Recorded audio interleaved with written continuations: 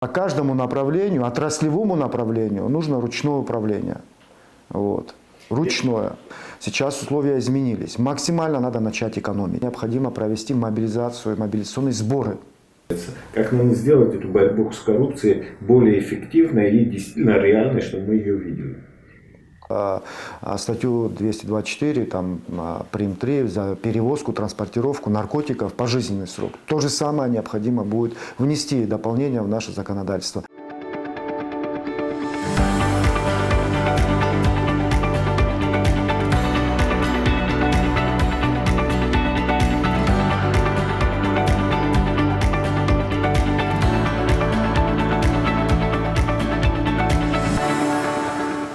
Здравствуйте, в эфире «Чегемская правда». Выборный марафон наш продолжается. «Чегемская правда» продолжает вас знакомить с кандидатами в депутаты парламента. И сегодня у нас в гостях кандидат в депутаты по Схумскому центральному избирательному округу номер 6 Рауль Лоло. И Рауль, он не только кандидат, но он еще и действующий кандидат.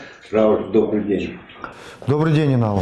И мы сегодня все-таки будем, наверное, в силу сложившейся ситуации в мире, достаточно тревожной ситуации, да, в связи там, с событиями на Украине, мы все-таки вот, как бы от вот этого привычного ритма, который у нас был задан во время нынешней кампании, мы все-таки, наверное, поговорим вот в силу того, что ты действующий депутат парламента, в силу того, что у тебя огромный опыт служения там, в силовых службах, в силовых структурах и так далее. То есть мы, в общем-то, поговорим вообще о ситуации.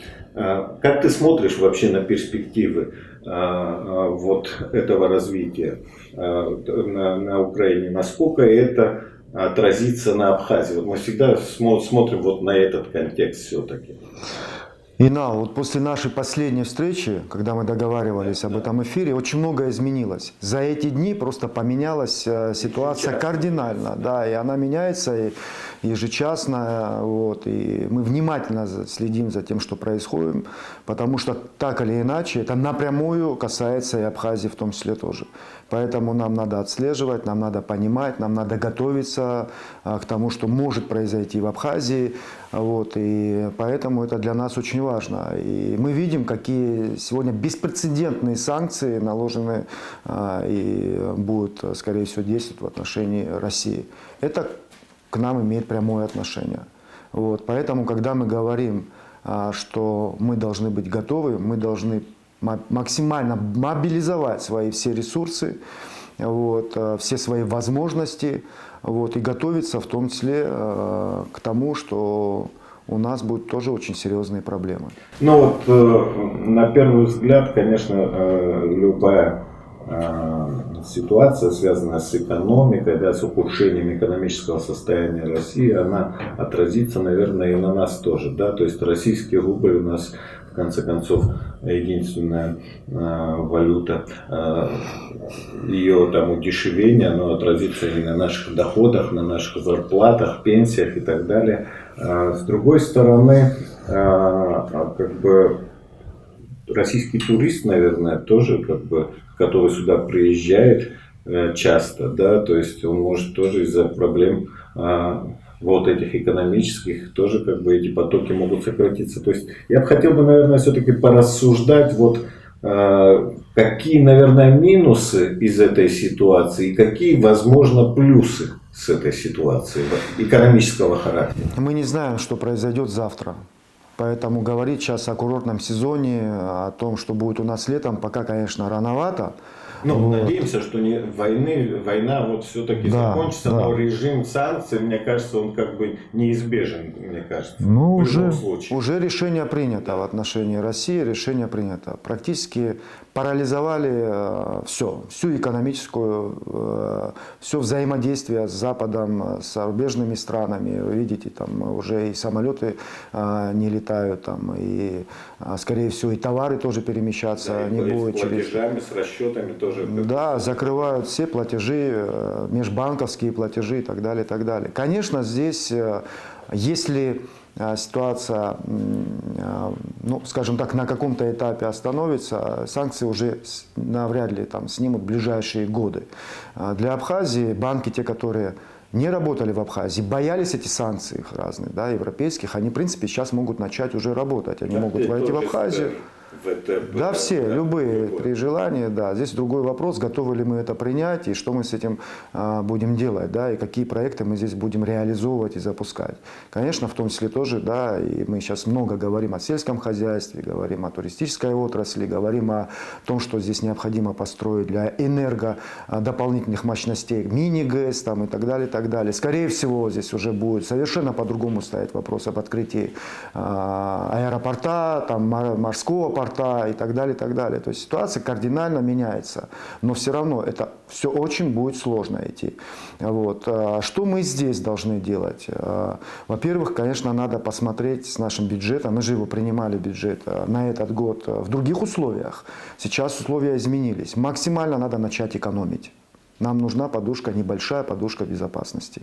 Вот, начать экономить, посмотреть всерасходную часть бюджета, где мы выделяли деньги на покупку, там, не знаю, автомобилей, там, может быть, канцелярских товаров, может быть, какие-то другие расходы, которые сейчас нам обязательно нужно сократить и ужаться. Да? Это вот ключевые вещи.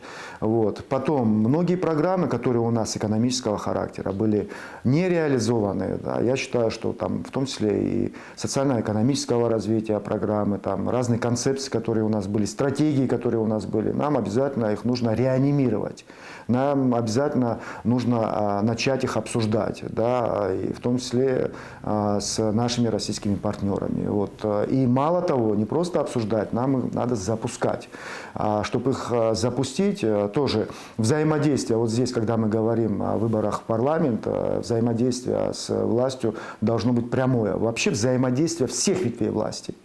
Это только так может экономическую ситуацию нашу как-то вот, стабилизировать, скажем так, и небольшой дать нам рост. Вот. И по каждому направлению, отраслевому направлению, нужно ручное управление. Вот. Ручное. В любом случае, мне кажется, это такая ситуация, которая нас в любом случае обязывает объединить все наши усилия. Там, все наши ветви власти, да, сделать их более договорными, с одной стороны. А с другой стороны, у нас не так много все-таки умов. Мы маленькая республика, да, у нас экспертное сообщество тоже достаточно маленькое. Мне кажется, и экспертное сообщество нужно подключать к этим процессам, да, смотреть. Потому что это действительно для нас ситуация неординарная. Да, в 90-е годы мы испытывали блокаду, но все-таки мир за этот период достаточно сильно поменялся. И сейчас нам нужно вот как-то подстраиваться под это и развивать свою экономику. И мне кажется, и перспектива у того же аэропорта, она сейчас оказывается более значительной, потому что раньше мы все-таки считали это как бы некий гуманитарный проект. Это было и при Рауле Хаджинда, да, когда расчеты ввели, что он как бы экономически не выдерживает, да, то есть это он нерентабельный будет. И при нынешнем президенте Аслане Бжане вроде расчеты тоже опять же как бы мы концы с концами не сводили, да, он стал бы дотационным. А сейчас в силу того, что и не надо думать о создании собственной компании, да, то есть я бы, если честно, я боялся бы летать на абхазской компании, да, где как бы только что созданная, да, и то есть рисков слишком много, да, лучше такой надежный, апробированный извозчик, типа Аэрофлота, я не знаю, Победы, там много сейчас российских компаний, которые, в общем-то, сейчас никуда летать в Европу не могут, да, и через Европу, не только что в Европу, а через Европу не могут летать. И то есть сейчас эти люди, которые там могли бы ехать, они уже в Россию, да, то есть в Европу, они уже некуда ехать. И наверняка вот это все-таки как-то отразится на наших курортах. И в этой связи, наверное, тоже какие-то действия нужны. Инал, давай говорить о практических вещах. В истории нашей Абхазии были разные периоды. И мы объединяемся только, когда у нас какие-то проблемы и внешний враг. Вот сейчас ситуация у нас очень сложная и тяжелая, да, и, скорее всего, на ближайшую перспективу она такая и останется. Поэтому, когда мы говорим о некой консолидации, о том, что мы должны находить совместные ответы на вопросы, которые у нас, в том числе здесь стоят, мы должны начать их решать совместно, в том числе и привлекая наших экспертов.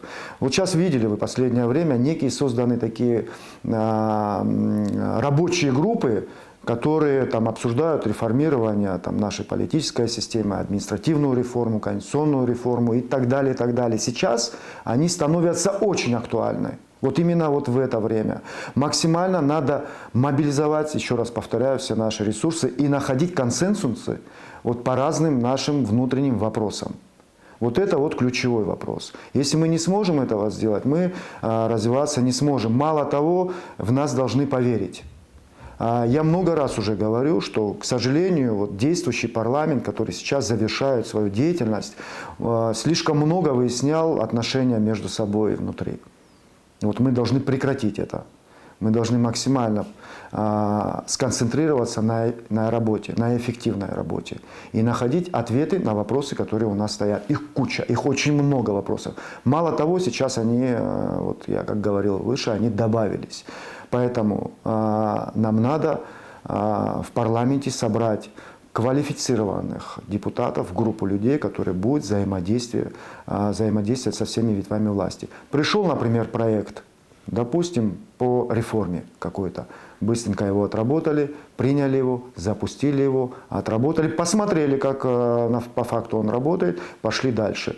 Допустим, зашли сюда банки, предложение есть какое-то, там, в том числе у нас очень много проектов по гармонизации стояло в прошлом году. Мы их знаем, там около 50 вопросов стоят.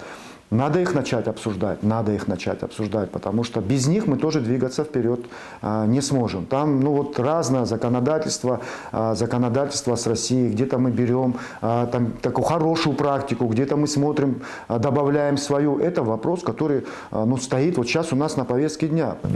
Важно, мне кажется, существует там, допустим, российская повестка предложений, но важно нам, наверное, сформулировать свою повестку, безусловно. Свои взгляды, безусловно. Да, вот что нам приемлемо, что нет. Конечно. И у нас свои, всегда это представить важно. У нас свои условия, которые сложились здесь традиционно. Поэтому, чтобы эти законы, они воспринимались нашими людьми, они должны быть адаптированы под наши реалии. Конечно, это так. Вот. И поэтому тоже вот это надо учитывать, когда мы рассматриваем и внимательно отслеживаем там, да, эти проекты, которые к нам сюда приходят, нам предлагают. Мы свою повестку, я согласен, должны предлагать тоже ответную. Вот мы много раз ездили в Москву до пандемии, работали в Совете Федерации, работали в Государственной Думе. Вот. Соглашения, которые мы подписывали, мы не просто здесь их подписывали и ратифицировали, мы над ними работали совместно с профильными комитетами Российской Государственной Думы. Это Дума, которая работает, ну вот как хороший штаб, понимаете, вот в каждом кабинете, в каждой, значит, профильном комитете и шла у них там работа. Вот это нам тоже не хватает. На зависть нам, да? На зависть, да, конечно, да. И, ну, они всегда к нам хорошо относились, они понимали, что, например, это социальные какие-то вопросы, увеличение пенсий, там, например, какие-то медицинское обеспечение. Все же мы принимали, и с ними прорабатывали какие-то ну, вещи, они не знают здесь, что происходит, да, поэтому мы выезжали туда, это обсуждая с ними, вот, и добивались то, чтобы там внесли дополнение какое-то или изменение внесли какое-то. Это вот рабочие такие моменты. Вот. Сейчас, опять же, возвращаясь, вот, что нас может ждать в этом году, летом, нам реально нужно готовиться ко всем вызовам, которые перед нашей страной будут ставить. Понятно, конечно, что мы в одной орбитре находимся с Российской Федерацией. Вот. Ситуация уже ну, критическая, там, да, не изменится на ближайшее время. И вот, мы максимально подписали разные соглашения, в том числе у нас координирована, скорректирована внешняя политика с Российской Федерацией. Поэтому, конечно, мы внимательно следим за тем, что происходит.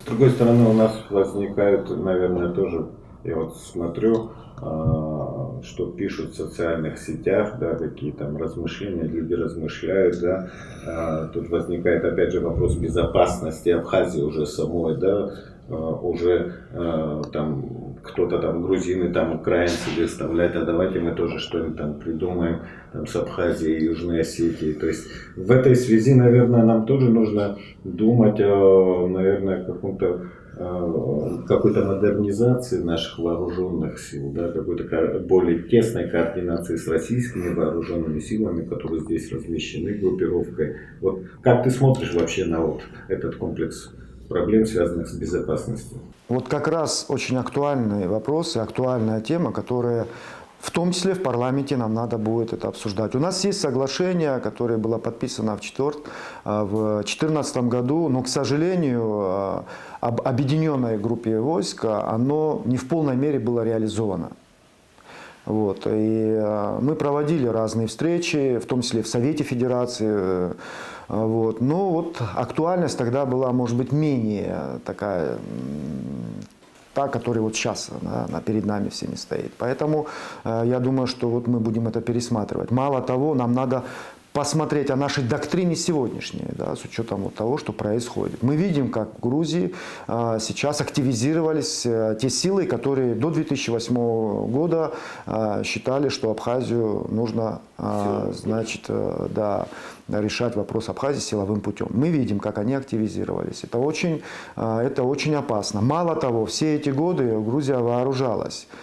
Те же западные страны постоянно поставляли туда оружие и боеприпасы. Турция также поставила туда вот эти новейшие, значит, комплексы, в том числе и летательные аппараты, так называемые байрактары.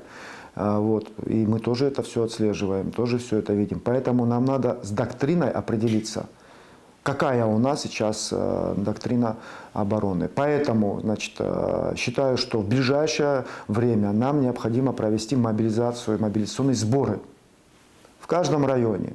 Наши резервисты должны понимать, куда они четко приписаны.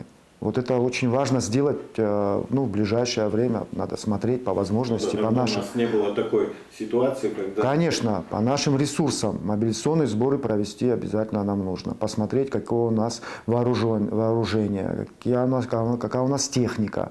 Возможно, с российской стороной надо будет обсудить, и, может быть, мы поставим те средства вооружения, ну, которые мы сегодня можем реально обслужить. Это проблема, у нас танки там, ну, 60-х, 50-х, там, грубо говоря, годов, там, и БМП. Масса трофейного оружия. В том числе тоже, да. И оно уже все не просто морально, оно устарело. Вот. И нам реально к этому нужно будет очень серьезно готовиться. Поэтому роль Министерства обороны, Службы государственной безопасности, там, Совета безопасности, парламента возрастает как никогда. Но в этом контексте, наверное, мне кажется, вот из такой теоретических соображений, вот эта конституционная реформа, там предложения, которые уже озвучены, да, о перераспределении полномочий парламента, они смотрятся более, уже имеют некий прикладной характер. В силу того, что нам нужно все-таки как бы действительно не находиться в режиме постоянных конфронтаций, которые у нас там происходят, да, регулярно. Это стало уже абхазской традицией. Наверное, это все-таки как-то нам надо поменять. Как ты вообще относишься вот к этим предложениям, которые представила Конституционная комиссия по реформированию Конституции? Это их предложения, они носят рекомендательный характер, и ну, понятно, что принимает это парламент. Вот. Моя позиция такая. Считаю, что давно настало время, когда мы свою Конституцию должны реформировать и изменить. Времена изменились с 1993 года. Да, считаю, что время, конечно, пришло, и нам необходимо нашу Конституцию немного дополнить, скажем так, новыми реалиями, которые сегодня складываются. И роль парламента должна быть более серьезнее, более выше. Одно из моих предложений, вот считаю, что можно было бы сегодня тоже должность премьер-министра для утверждения пропускать через парламент. Это было бы очень правильно. Вот. Мы, к сожалению, такой возможности пока не имеем. Мало того, можно было бы прописать в случае неисполнения бюджета или если социально-экономическая ситуация в стране падает по вине, ну там должны быть обоснованные обвинения в адрес Кабинета министров, тогда мы выдвигаем вотум недоверия премьер-министру, допустим. Да? Вот такие вещи, я думаю, что они были бы полезные и правильные. Да. Потом обязательно нужно наполнить содержанием, если мы определяемся и оставляем должность вице-президента, содержанием наполнить его эту должность. Она сегодня, ну, вот такая, скажем отдельные так. поручения по Конституции Да. поручения президента. Ну, за ним четко должны быть закреплены обязанности. И он должен понимать, вот, какой фронт обязанностей за ним, какие задачи перед ним стоят. И нам тоже было бы понятно, как законодательной ветви власти, вот, понятно было бы, что от него зависит и где стоят перед ним, какие перед ним стоят, прописанные задачи стоят. А вот взаимодействие с Кабинетом министров в целом, с отдельными министрами в целом, тоже считаю, что было бы хорошо, если бы министры отчитывались, министры говорили бы, приходили бы в парламент, при назначении работали бы с парламентом, представляли бы свою программу и так далее, и так далее. Вот это взаимодействие нужно с парламентом более качественное, на качественный уровень вывести. Вот ты сказал, мне понравился вот этот момент, что все-таки должны какие-то показатели работы быть, чтобы можно было бы определять, хорошо там сработало правительство или нет. И в любом случае, мне кажется, любой министр, допустим, когда он назначается, он должен, как бы, если это министр финансов, там, министр экономики и так далее, то обязательно там какие-то цифры все-таки должны быть, фигурировать, чтобы потом, исходя из этого, то есть он берется обязательство там, выполнять, что создать там столько-то министр экономики, столько-то рабочих мест, там, да, там, доходы бюджета, там, министр финансов говорит, что мы можем увеличить вот по этой схеме, увеличить там бюджеты дохода до такой-то планки. Сегодня же у нас вот как-то сложилось, что Министерство финансов, ну это вот такая абхазская традиция была, она просто как бухгалтерия, да, не больше. То есть функционал там Министерства финансов, он всегда по миру, он намного более широкий, чем то, как мы это себе представили и в общем-то, и воплотили в жизнь. И мне кажется, все-таки вот очень нужно, наверное, нам собрать вот через вот этот кризис, наверное, который глобальный, внутреннему мы, наверное, все-таки привыкли, да, но глобальный кризис, который, наверное, ставит под угрозу там, и угрожает и нашей государственности в том числе, да, сплотить, собрать вот эти умы, сделать людей там, деятельных, умных, собрать вот и в той же исполнительной власти, и в том же законодательном органе. И в этом контексте, мне кажется, все-таки нынешние выборы, кто-то жалуется, что вот выборная кампания наложилась на этот кризис, и надо бы эти выборы отложить. Но мне кажется, сейчас самое время, как бы, чтобы народ трезво все-таки посмотрел на этот процесс, кого мы выбираем. Моего там парня с улицы, да, знакомого, или человека, который вот в такое тяжелое кризисное время, он пригодится государству, да. То есть надо все-таки какие-то приоритеты нам выбрать. Безусловно. В этом плане, потому что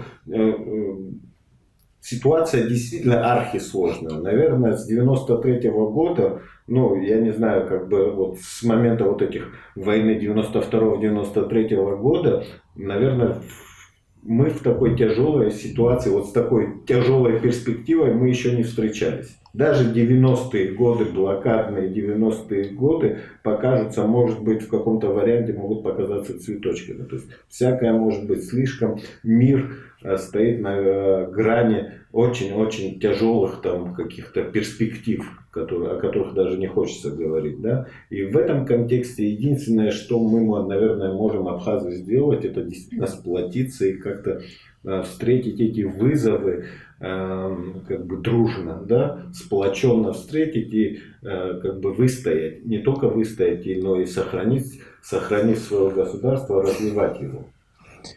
Инал, наша политическая сегодняшняя элита должна понять одно. Вот так, как мы жили раньше, жить мы не можем уже. Нам надо понять, что воровать у своего государства, но это не просто преступно, это аморально.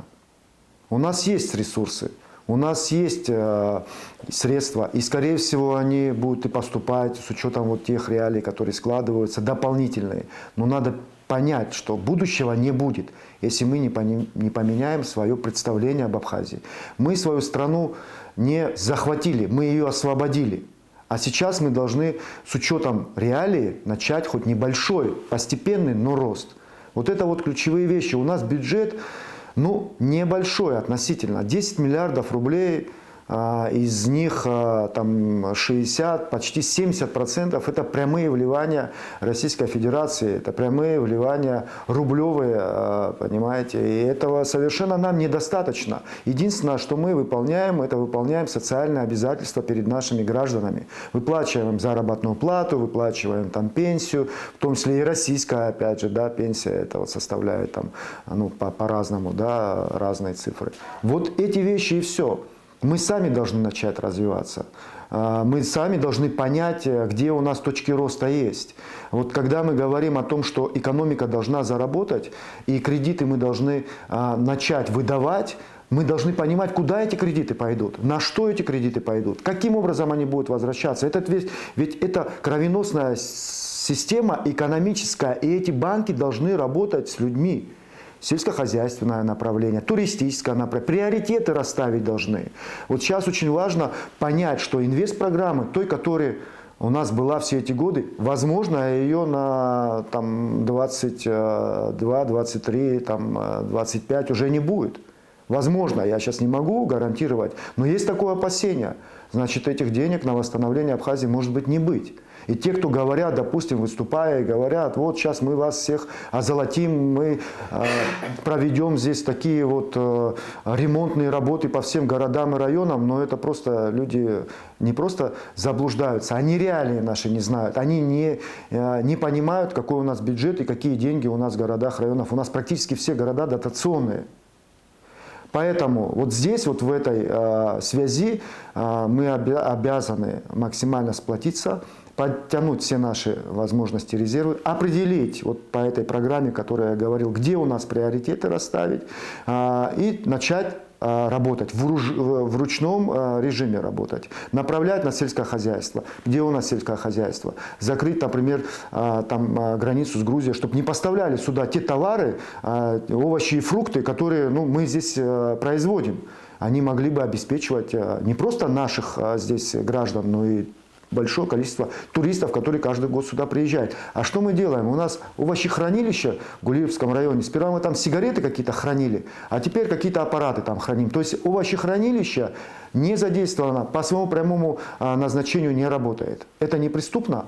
Преступно, понимаете? А мы могли бы, конечно, использовать его, хранить овощи для того, чтобы потом уже их развести там, по нашим рынкам, по нашим сетевым каким-то магазинам, по гостиницам и так далее. Кормить гостей и граждан Абхазии своими продуктами. Эти возможности у нас есть. Вот эти банки, они должны начать работать. Мало того, эти банки должны начать выдавать кредиты. Кредиты на то, чтобы молодые семьи могли покупать себе жилье, квартиры. У нас появляются возможности, но нам надо максимально мобилизовать свои ресурсы.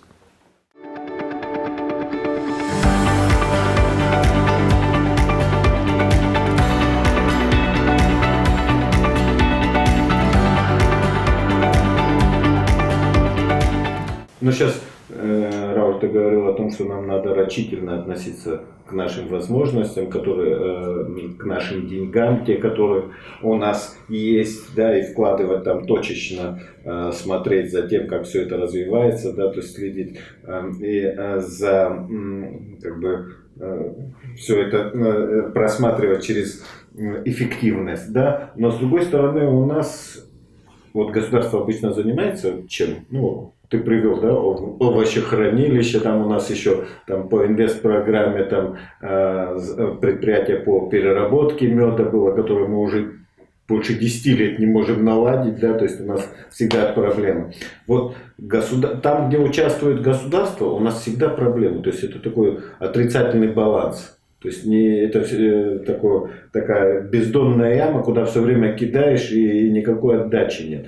Наверное, все-таки это один тоже из элементов абхазской, увы, этой коррупционной машины, да, которую мы создали, от которой мы не можем уйти. Как бороться вот с этим проявлением, вот в силу той тяжелой нынешней ситуации, которая вот сейчас складывается, как нам сделать эту борьбу с коррупцией более эффективной и действительно реальной, чтобы мы ее видели? Мы в парламенте много раз обсуждали темы, связанные с коррупционными проявлениями. Да? Не просто проявлениями, а прямыми хищениями. И материалы контрольной палаты, которые к нам поступают, они достаточно объемные. И там подробно расписано, где были хищения, где было нецелевое использование бюджетных средств. Но, к сожалению, они остаются на полках. Я несколько раз сам лично брал эти материалы, рассматривая их, и приносил это несколько лет назад было, приносил в Генеральную прокуратуру. Я говорю, рассмотрите их, примите по ним решения. Вы должны понимать, что это очень важно, чтобы таких прецедентов больше в стране не было. Понятно, есть такие, незначительные вопросы, да, там, может быть, как-то допущены какие-то ошибки, там, в управлении, допустим. Но когда целенаправленно идет хищение в размере 100-150 миллионов рублей, здесь другого решения быть не должно. Этот человек должен быть нашей системой, правоохранительной системой, наказан, задержан и отбывать наказание в тех местах, где определено это законом. Это важно очень, это ключевой момент. Но здесь важно наше общее понимание. И мы не должны этих людей поощрять, мы не должны за эти вещи закрывать глаза. Все идет от нас самих. Парламент работает над этим. Руководство страны, кабинет министров работает над этим, прокуратура принимает решения. Другого варианта у нас нет. Максимальное наказание и самое главное личный пример. Мы должны показывать личным примером, что это не должно приниматься в нашей стране. Да, с другой стороны, мы находимся почти в условиях военного времени, в силу того, что в регионе у нас оказывается, да, и нам, наверное, тоже здесь как-то более слаженная работа должна быть и оперативные, наверное, решения, да, то есть мы не можем, допустим, условно говоря, то, что 5 лет назад украли, да, и до сих пор у нас до судов это дело не дошло. То есть с этим тоже у нас проблемы, и мне кажется, здесь нужно, наверное, взаимодействие всех этих и суда, и прокуратуры, и Министерства внутренних дел и так далее. И, наверное, и общество должно это поддержать. Самое важное, мне кажется, если Безусловно. реакция общества не будет адекватной, то есть не будут говорить крапалама, уюдищима, да, когда обкрадывают, это обкрадывают нас. Тем более сейчас, когда из России денег наверняка по инвестпрограмме, наверное, эта инвестпрограмма значительно сократится, да, мы должны будем рассчитывать на собственные ресурсы. И чтобы эти ресурсы, они шли во благо государства, во благо наших граждан, а не каких-то отдельных персон, которые получили допуск к этим ресурсам. Инал, я считаю, что в нашем уголовном законодательстве эту статью надо будет усилить нам, обязательно. Как мы сделали статью 224, прим. 3 за перевозку, транспортировку наркотиков, пожизненный срок. То же самое необходимо будет внести дополнение в наше законодательство. Иначе мы с этим не справимся. Коррупция, она реально пожирает все наши ресурсы. А они есть, еще раз повторяю, они есть. Поэтому нам над этим надо будет серьезно очень поработать и поддержать всех тех, которые хотят бороться, и особенно прокуратуру, Министерство внутренних дел, Службу государственной безопасности. И парламент в этом плане должен именно той площадкой стать, который поддерживает правоохранителей, когда они начинают бороться с проявлением коррупции. Где бы это ни было, в каком бы ведомстве или учреждении это ни было, без разницы. Кто бы это ни был, и какой бы руководитель, и какой бы фамилии он ни был. Это очень важно. И мы все вместе в парламенте должны сказать «нет коррупции». Тогда я думаю, что мы хоть немного, но приблизимся к выполнению этой задачи. Но как ты смотришь на это вот в контексте вот происходящих событий? Все-таки у нас неразрешенный конфликт с Грузией, да, переговорного процесса, переговорный процесс он такой вялотекущий, но тем не менее вот этот конфликт он сохраняется. Да. Грузия, может быть, сейчас еще недавно совсем не угрожала, но тем не менее вот вариант новой войны он в любом случае как бы в силу вот сложившихся обстоятельств, он так или иначе может быть, прослеживается, да, вот в каком-то из вариантов. Как ты смотришь на эту ситуацию? Как нам вести себя в этом контексте? Инал, у нас не конфликт, а война. И у нас, если начнется с Грузии, опять начнется у нас война. Для нас она национально-освободительная. Была и, скорее всего, будет. И, возможно, достанется уже и нашим детям. К сожалению, вопрос Грузии не решен у нас. Остался, вот, хоть и были подписаны разные соглашения с Российской Федерацией, обеспечивает нашу безопасностью, но остается очень серьезная угроза. Вот на этом фоне не подписан ни один документ. Они не дали нам гарантию никакую. Вот как Россия, например, требовала гарантию от Запада, что на территории Украины не будут размещены силы НАТО, там какие-то средства там, доставки ракет там, и так далее, они на это не пошли. И грузины тоже на это не идут. Они тоже, получается, что зависят от значит, американских или европейских своих партнеров. Да? И они не дают нам возможности напрямую с ними договориться. У нас определена, значит, на территории Грузии действует закон об оккупированных территориях. Эта страна никак не пошла ни на какие договоренности или обсуждения этих вопросов. Мало того, хочу вам больше сказать.